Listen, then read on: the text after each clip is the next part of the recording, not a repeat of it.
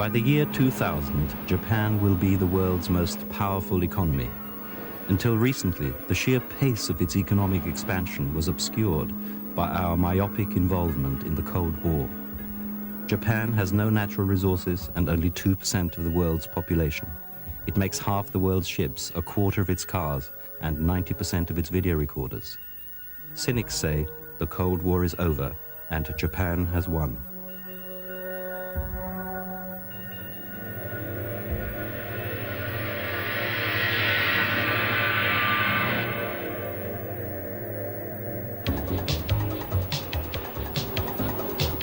Suddenly, there is a danger of a new economic front opening up between East and West, as Europe and America, baffled and unable to compete, see their traditional spheres of power and influence challenged by the world's largest creditor nation. Japan's becoming world's #1 in economic area. I think we are going to put an end to this 5-century-long Western or Christian dominance of the world. Japan's economic success arouses fear in the West. In America, many see her as the new enemy now that the Soviet Union has crumbled. If you are a rational decision maker, rather than antagonizing Japan by playing the foolish game of Japan bashing or putting some unrealistic demands on Japan, you would try to make Japan behave very well in the system which you have structured. The temptation to blame Japan for the West's relative economic decline is increasingly met with sharp responses. I do not believe that Japan is responsible for the decline of the West. I think the West had invited its own decline because of the excessive greed stemming out from individualism. Whereas our own culture is relatively rigid, Japanese culture is by its very nature in permanent flux, easily appropriating and reshaping imported ideas to suit its own purposes. It's this quality which enables Japan to exploit the consumer passions of the West so successfully.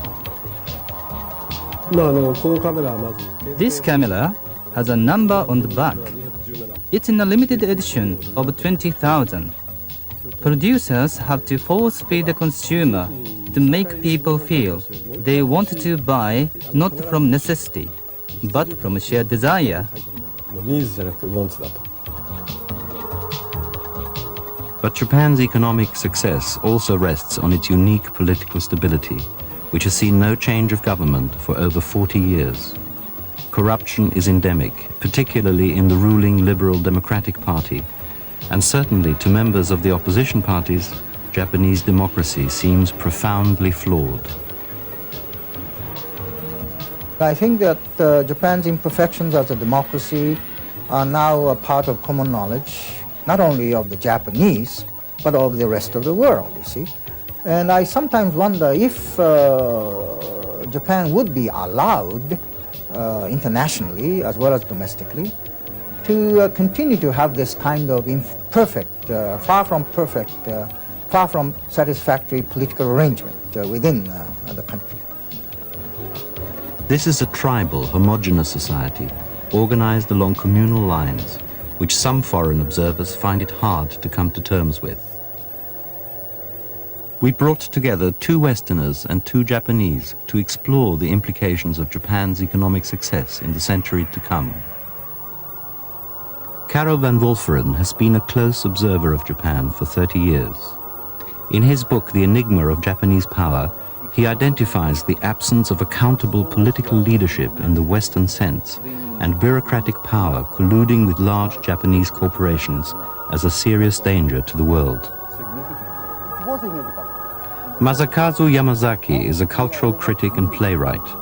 He argues that Japanese society is now changing and that the West has nothing to fear from a strong Japan. Well, let me put it in this way, Akira is a philosopher and the host of his own television show. He argues that far from being unique, Japan gives the world a taste of late capitalism, destined to become universal. Profiter and parasite, let's say. There are no shareholders really in Japan. Clive James, poet, novelist and television personality, has been learning Japanese for 4 years now. His last novel, Brum Brum, explores the encounter between a Japanese character and Western culture. Ironically, this encounter in Tokyo took place on a site once occupied by a Hillman Minks factory and now the headquarters of one of Japan's largest car manufacturers. I think the amazingly sudden disappearance of the Soviet Union has had a disorienting effect on all thinking people in the world. The world that we grew up with has been changed irreversibly. And so we are disoriented. Now I think that this situation, this disorientation, gives us an opportunity to look afresh at a lot of things. And I think certainly one of the things ought to be Japan, because Japan in effect already has a formidable political impact on this world. But political scientists have not really taken it all that seriously. They've left it to the economists, and my impression is that the economists have more or less turned their backs on it because they don't know what to do with it. Well, I found your book engrossing, but to the extent I understand its very complex thesis, you're saying that this political effect that Japan has isn't centrally directed. You're really saying that Japan is a very well-run country, but nobody's in charge. So the question arises, can it actually have a political policy towards the world, or is it just running rudderless towards some kind of collision with the rest of it? Well, I would say it is politically rudderless indeed. I mean, nobody in charge, so that the rest of the world or any other country, government, wanting to talk with Japan has a problem. Because you knock at the door, somebody may open the door, but that person, that group, that body that you talk with, that you want to negotiate with, not necessarily represents what you would like to call Japan. Japan, as such, does not exist. It seems strange to say, but there is no core to it. The Japanese system is not so much, uni-centered as, more diffuse and seemingly eccentric or empty-centered. For example, Japan has a long tradition of emperor system, imperialism, But the emperor has never acted as a positive leader, No emperor has ever said, "L'État c'est moi." Emperor, rather, is a kind of supreme bystander who simply legitimizes what has done in the political arena. Therefore, there is a kind of strange double standard.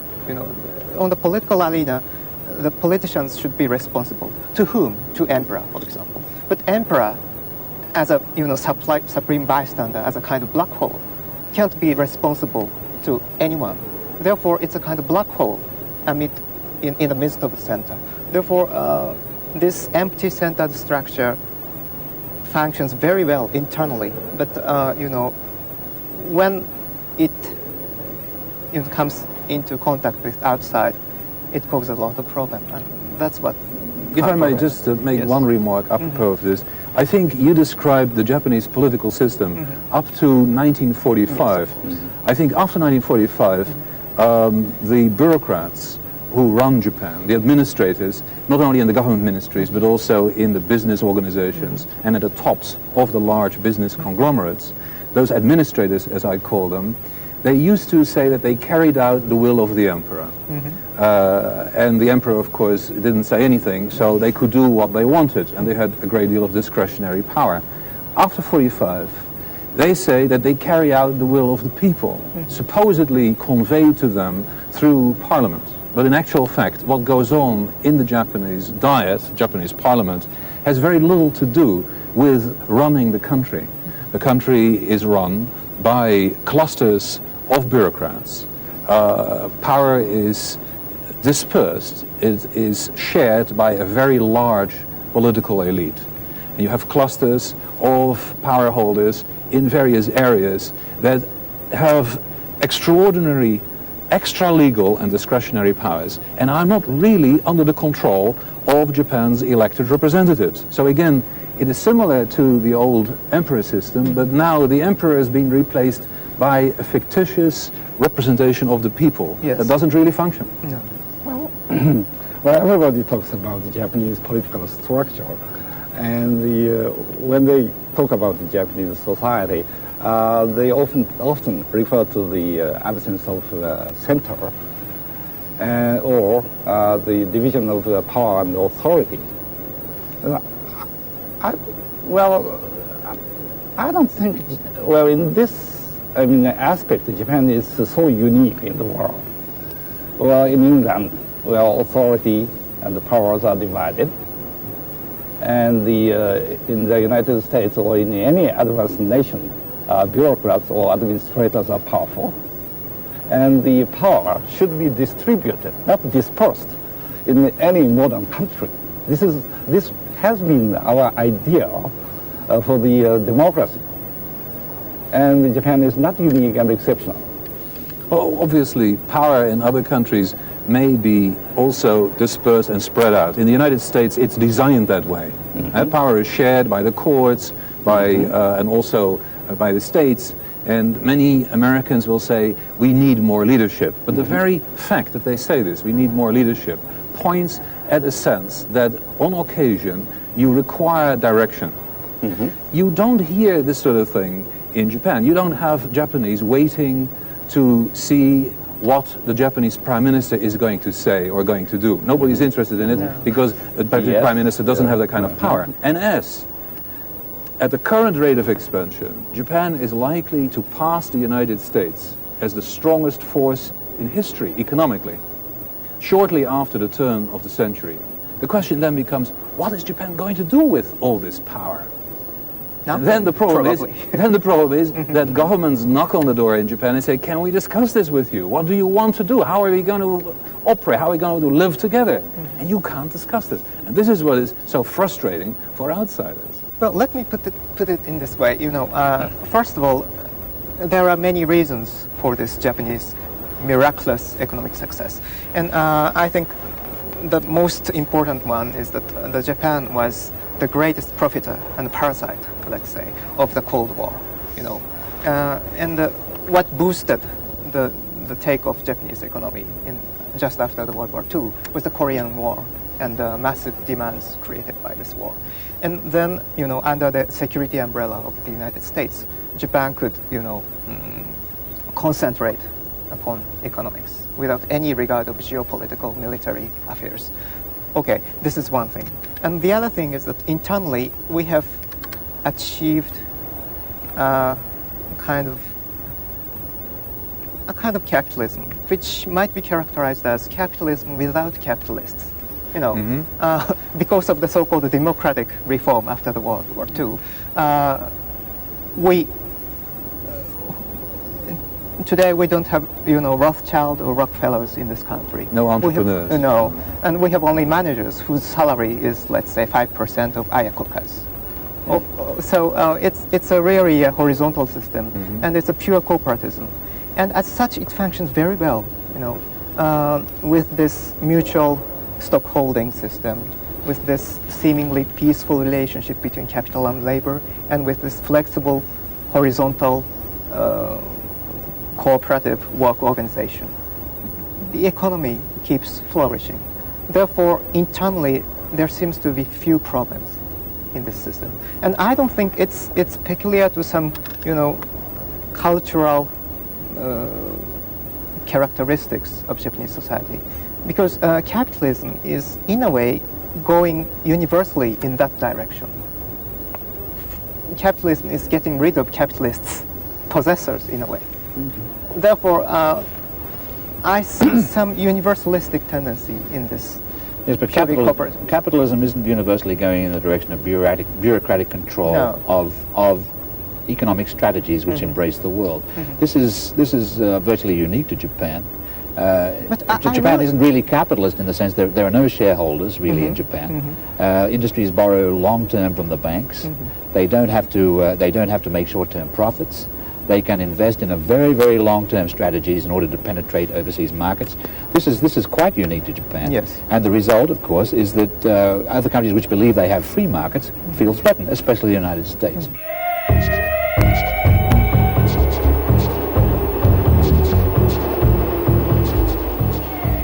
We haven't had any change of government between parties or across party lines for more than 40 years. And a country having had no change of government, for such a long period of time in the West, if not in the communist world, is an anomaly as far as I'm concerned. And so I wonder if we should deal with this political entity as a mature Western-style democracy as we know it. You see, you have very contradictory theses on Japan. This is really surprising. Some people say power in Japan rests on few people. It's very undemocratic, dominated by few power elites. The other people say there's no center of power in Japan. And so when you negotiate, you don't know with whom you're negotiating because there's no center of power. So these are two completely contradictory theses. And I think both are wrong, actually. There is center of power. It's not dominated in undemocratic ways. We have completely free election. We have complete freedom of speech. We have relatively strong communist party, so this shows the wide range of political freedom. So those people who blame us for not being democratic enough, I think they have to go back to the theories of democracy study.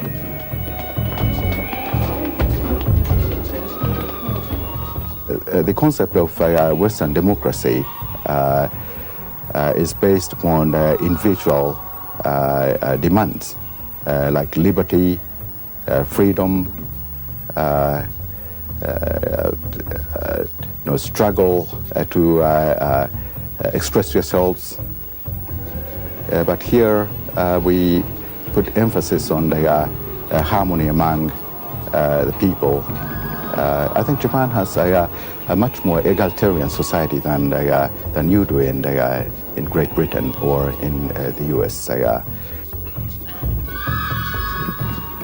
I'm afraid that we have always had a very strong dose of conformity orientation towards conformity, herd mentality, if you will, is perhaps the name of the game as far as our political and non-political patterns of behavior are concerned. I am tempted to feel that if Japan were a little more perfect as a democracy, then Japan might not have been able to make this kind of rapid strides or growth, at least in quantitative terms.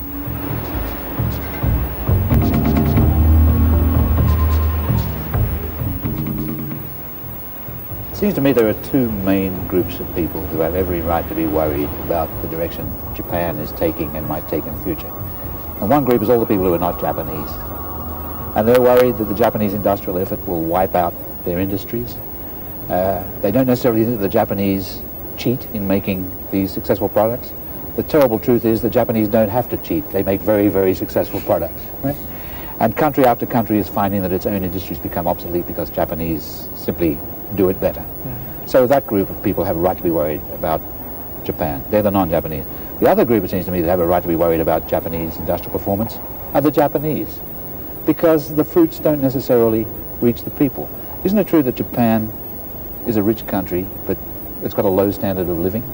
Does the average Japanese salaryman really benefit much from Not much, I have to say. Of course, on the one hand, the standard of living has raised a lot.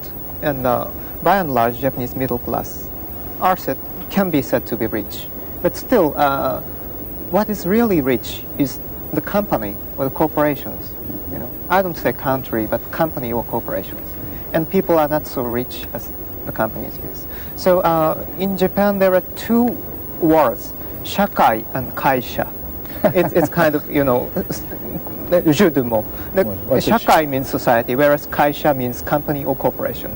So we don't have shakai shugi or socialism, but we have kaisha shugi or a kind of corporatism. I don't mean a corporatism in European sense of the word, but a kind of, company or corporation-oriented policy. Therefore, personally, I'm not happy with that system. I can't, identify myself with any corporations in this society. Therefore, I end up as a poor scholar, as I am. But anyway, for the average Japanese, this system, this seemingly peaceful system, might be a kind of threatening. Sometimes because this system is based upon a kind of exclusion of any kind of heterogeneity and otherness. This corporate society is also transitory. And it was a kind of necessary evil we had to accept in the process of building up the economically flourishing society. In this country, there was no individual capitalists. Instead, each company accumulated their capital. And in the future, I think the wealth of the society should be distributed to each individual and make them more, affluent. And I think in the due course of time, this will be realized. And now the Japanese consensus is moving toward the goal where the more individual-oriented society should be built. So I think this is... Can you give an example of this? Because, I have heard this for the past 30 years. When I first came to Japan, I was told, well, this situation is not going to last because the younger Japanese, the new generation isn't going to accept it anymore. All right. And every 4 years or so, there's a wave of stories by the international press about how things are changing because the young Japanese want changes. Well, how long the Victorian age lasted, you see, and where the British capitalism was established. No, but if you now detect you say you detect a trend, that things are changing. Now, I do detect a trend. I think one of the most interesting new demographic realities in Japan is that Japanese women marry later than ever before, and I believe they marry later than women in any industrialized country. And also, when they marry, or fewer of them, have children. And if they have children, they have fewer children. And there are quite a few commentators in Japan who have said, well, this is a silent protest of Japanese women who no longer are happy with salaryman life. And I can believe it. Okay, so this is something that is happening. But it doesn't appear to have any effect whatsoever on the way in which corporations are run, on the way in which the bureaucracy runs the country, on the way that anything happens. I get Americans especially telling me, why are you getting so worked up about the Japanese political system? Well, I get worked up about it because it intrigues me, it fascinates me. But they say, if Japanese like it this way, why should you want to change it? My question is, do Japanese like it that much? Well, I can't represent Japanese, so my personal, opinion is that, well, personally, I'm not happy with that system at all. Therefore, I'm kind of excluded myself. If you observe the society just objectively, the reason why Japanese are satisfied with a present situation of life, or even the level of life, is that the Japan materialized a sort of egalitarian society. The income gap between the top leader of the major company and the income of average employees, comparatively very small. This idea about, this homogeneous society where everybody is paid more or less the same is not true. The way in which the head of a Japanese corporation lives is significantly more comfortable than the way in which the average salaryman lives. and the way in which somebody from a poor part of Tokyo lives is significantly below that again.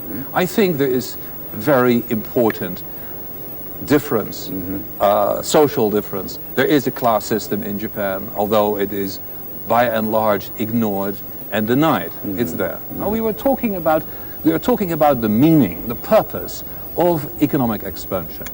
If it does not give the Japanese public a better life, then why continue expanding economically? Especially because it is disquieting to the rest of the world. Especially because it is disturbing the rest of the world to the extent that you risk a collision with forces in the rest of the world.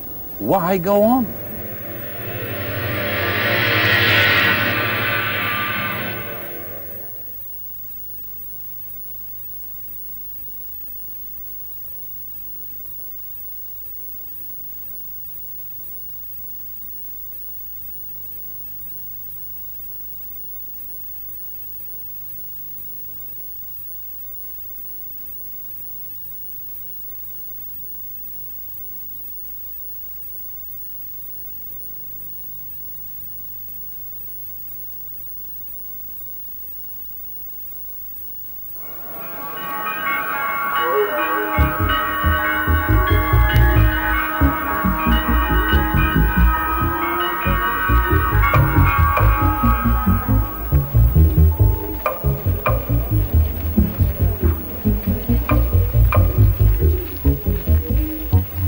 Among the young people, for instance, the good old Buddhistic, Shintoistic work ethic, which is comparable to the Protestant work ethic of the West, is, I think, beginning to show rather serious signs of erosion.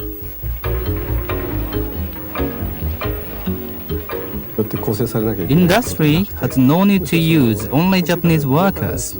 Japan can produce the computer database. We can put marketing, cost controls, and factory systems into one know-how system.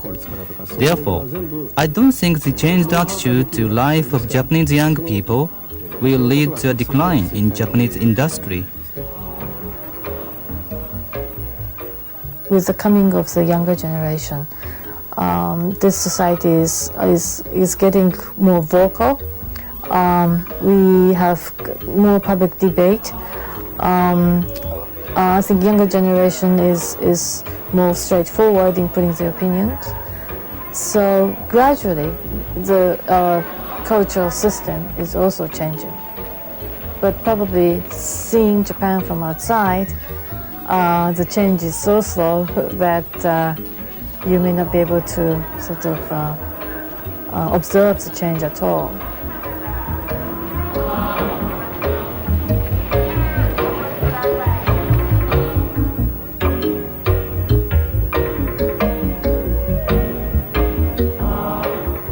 The big worry about Japan is that people simply haven't got the time or the opportunity to examine their condition, to question their role.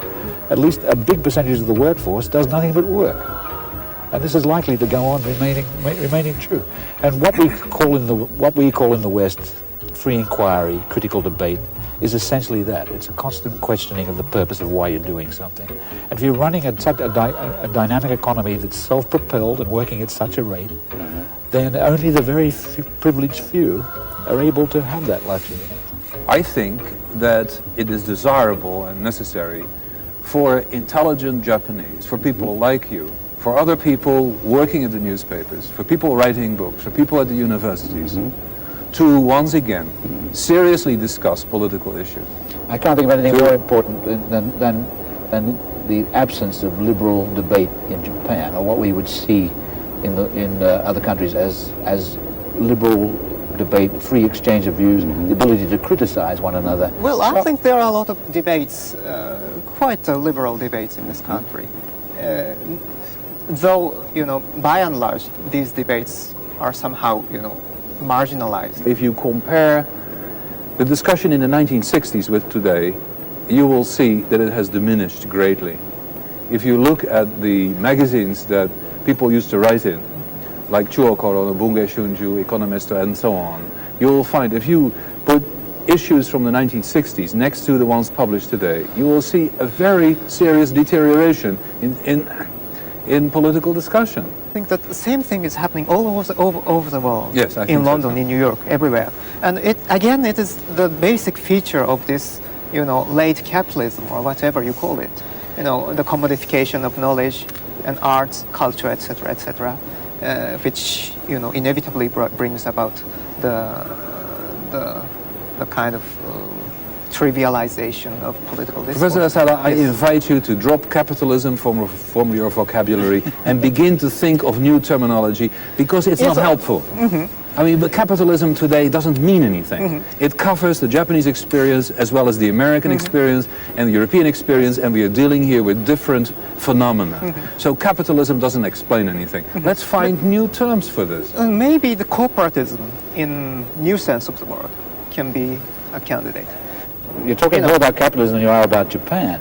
And we are asking ourselves, the reason why we're here is asking ourselves, is this Japanese industrial success, which most of us may be envious of, but have no reason to despise and many reasons to admire, is this industrial success going to be accompanied by what looks like nationalism? And there are books being published in Japan which are outright nationalistic, and they're written by the kind of men who used to be involved in the old nationalism, and that's why we have a right to be worried.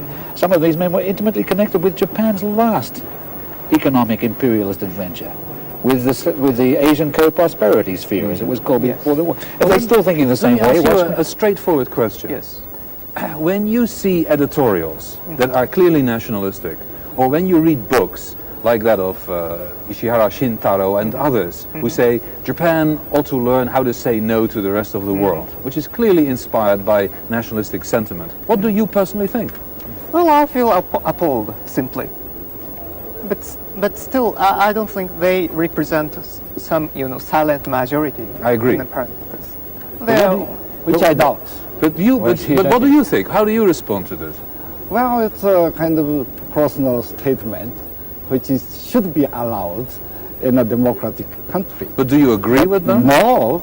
So why don't you, and I'm asking this to everybody, why isn't there a strong voice from people who disagree with this and who say, look, this doesn't represent Japanese intellectual life. Here we are, we think differently. Why don't we hear this? I really regret that my book, wasn't read by you. Well, I have written, a couple of books in which we'll discuss, of course, the political problem from my point of view, my standpoint. I'm not the political scientist nor economist, but still I discuss about the direction the Japanese and the Japan should take in the due course of time. And well, already this kind of discussion has been exercised quite energetically in this country. I'm really sorry that you don't know about that. Look, no, I do know about it, and I do read books like this. The point is that there is no response to this nationalistic editorializing and to these nationalistic books. Not a sufficient response. Well, I think there is there is an explanation for it, why they are popular. But go ahead. Well, in any country, kind of populism exists. And populism is, doesn't necessarily represent the majority of the society.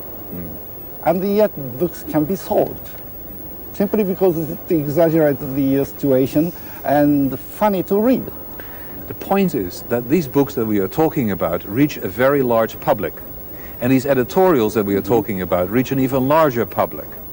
And there is very little opposition to this line of thinking. Now, I think the popularity of this is because it is an answer.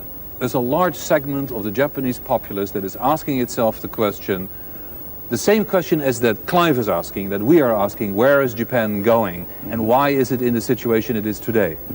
These nationalistic answers is that Japan is the victim of a United States that is weakening as an industrial power. They have those people who read this have never been given a three-dimensional view and a objective view of this situation. And everything is explained in nationalistic terms. The bureaucrats cannot concede incompetence. They can't say we are in this situation today and the United States continues to bother us and wants us to change because we can't cope with the situation. We can't do anything about it. They can't say that. Who said? That the bureaucrats cannot say that. Therefore, the only answers that people get are from these nationalists that say the rest of the world is against Japan and we are victims. That is your hypothesis. So, no, but the point, okay, so there my point is, why don't people like you and others come out and give other answers? Well, as I told you, many intellectuals, I mean Japanese intellectuals, have given the answer to it. Well, but they don't, you see, their voices are too weak. Don't worry about the the popularity of that kind of book. You know, in Japan, millions of the cartoon magazines are read by youngsters. But this doesn't show that Japan is a country of cartoon. Pressure towards what looks like meant to look like a consensus, but which is actually blandness. And this pressure comes from the groups that own the newspapers. It comes above all from Dentsu, the great advertising agency, which controls much of what goes into newspapers simply by the power that the advertising agency has to withdraw its advertising. And the result is a lack of intellectual debate in Japan through popular outlets. What you have is intellectuals such as yourself making a specialized response to these problems, but it doesn't become part of general debate. Well, there are discussions between the opposite opinions. What is absent in Japan is a boxing game. Maybe the boxing game respects the Western taste. You mean debate? Yeah. Well, open, direct debate. But discussion is can be done in some other way.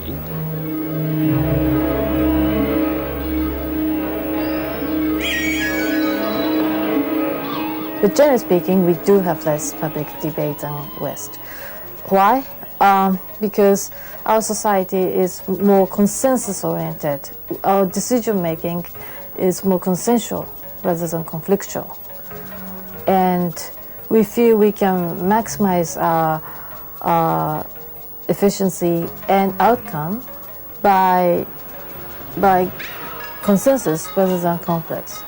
So we do have different opinions, and we don't give them up. But the way we bring them up is different. The style is different, I think.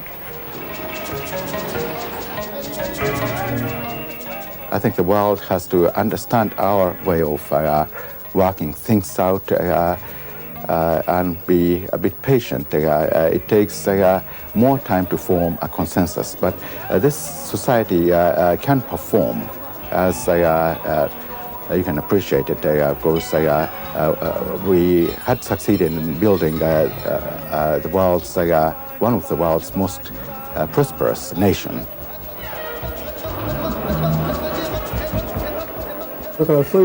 Japanese are very bad at expressing themselves, so that there are lots of grounds for misunderstanding. It may look like a Japanese conspiracy, but it isn't. The Japanese never planned to invade other countries economically. It happened very innocently and spontaneously. Well, the trouble with Japan is that decisions, more often than not, are not made as a result of very deliberate discussions, pros and cons. Oftentimes, decisions simply come out, emerge, as if, could I say, a school of mosquitoes, And so as regards the possible transition of Japan to a major military power, may take place without going through very deliberate series of deliberations, either in the Diet or in public opinion.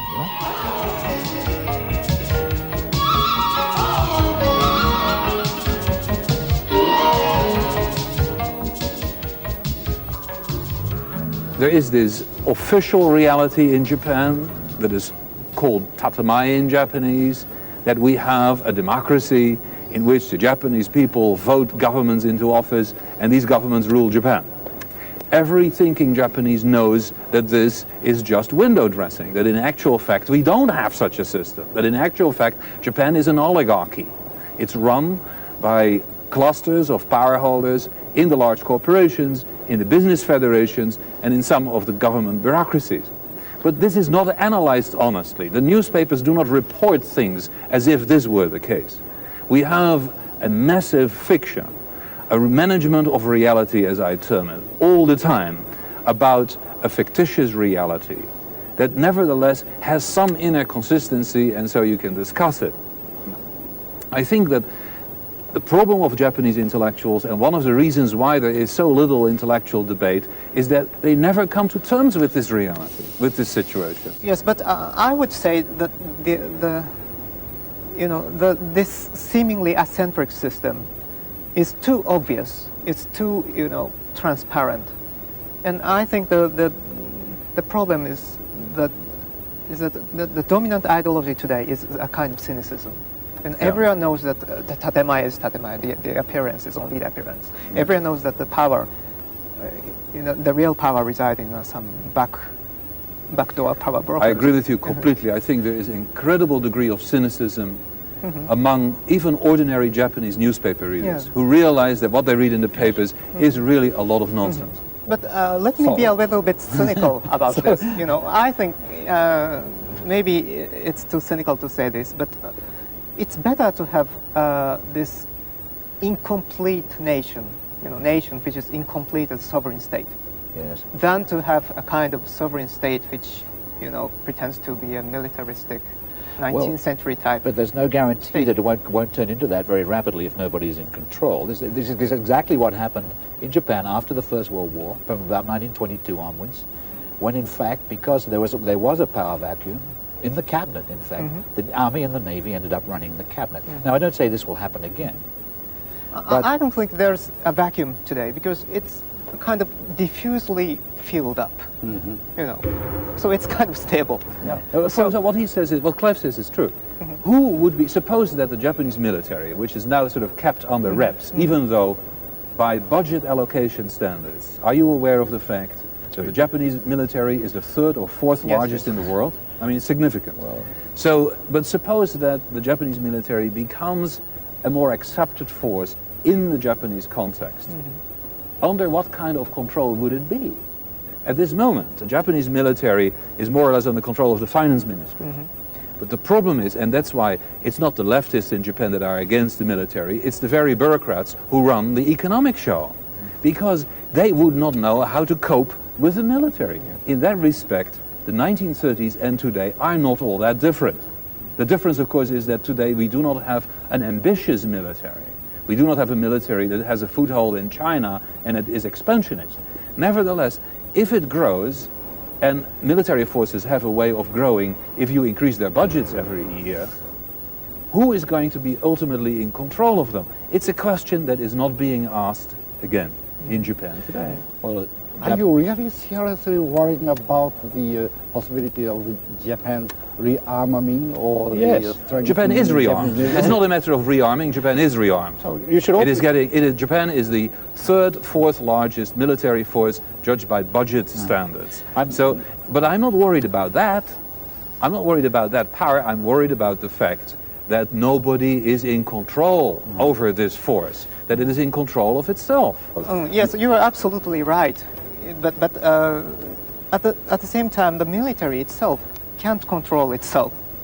As a military organization, it's a mess. That's right. That's why Clive is worried. Yes, that's why I'm worried. It's directionless. It's got a lot. It's only an accumulation of individual weapons. It's got a lot of machines. But just to raise the point, when you say, "Are you seriously worried about militarism in Japan?"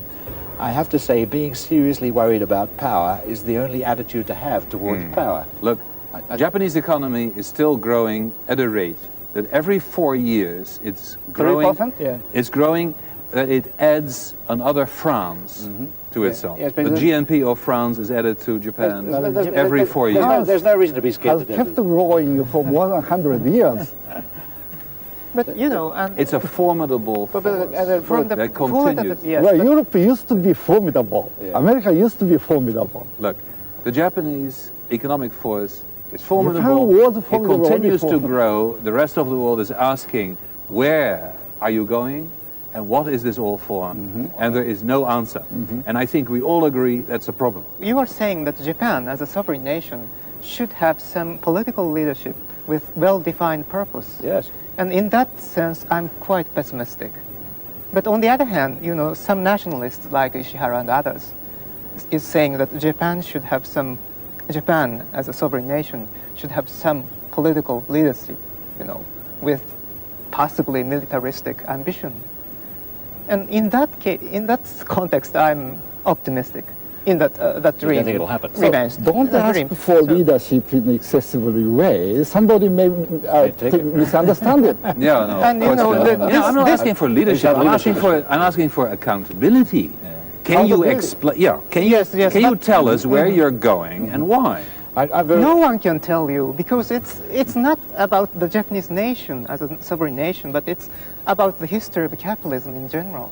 I know this is a problem for you because you talk about it. Yes, So and I think you get a bit nervous when other people talk yes, about it. But I do think that there should be a free interchange and more open and more, you know, international between individuals. But I don't think that there should be some, you know, strong leadership in Japan as a sovereign nation. Yeah, These are, nobody's you talking know- about strong leadership. We're talking Yes. about respect. Yes, We're talking about accountability. We're talking about the Japanese public being able to influence the course of the nation. We're talking about politicians that should have power over bureaucrats. That's what we're talking about. Trust me. well, if it was you, I would.